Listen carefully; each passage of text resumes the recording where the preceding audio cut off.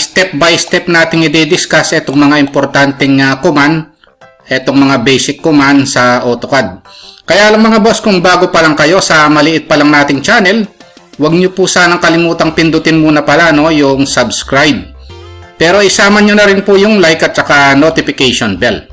Halimbawa, gagawa ako ng circle dito. Lalagyan natin ng point. So, ang gagawin natin, meron tayong P-type. O, tatype natin yung P-type o PT. Ito yon, yung point type. Kanina, kaya lumabas yung point na ito kasi nilagay ko yan dito sa point na ito, no? O, halimbawa, kukunin ko ito. Kung ano yung kukunin natin dito, yun yung lalabas. Ito yung mga lumabas, oh. Kasi sinet ko na kanina, yung point na gusto ko, ito yon. Kaya ito yung lumalabas, no? Pero pag open natin ng AutoCAD, ang default, no? Ito yon. Yung maliit na ito, no? Then, okay. Ito yon. Sa totoo lang, may mga point dyan, kaya lang hindi natin makita.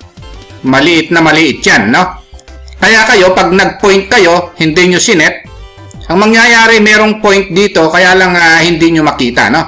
Kagaya dito sa circle na ito, pag nag-point ako rito, may lalabas na point dyan, pero hindi natin makikita. Yan yung default, no? Kaya dapat, pag nagpo-point tayo, iset muna natin yung point type, no? So, PT. Tapos, iset muna natin dito kung anong gusto nating point, no? Halimbawa, itong X lang na ito, then okay. O, tapos, magpo-point na tayo rito. So, ang point na PO.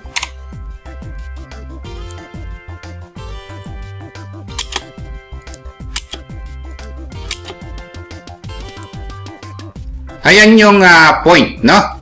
Kaya, huwag nyo kalimutang gamitin yung command na PT, no? Point type. Kunin nyo rito yung point na gusto nyong gamitin bago kayo mag-point command, no?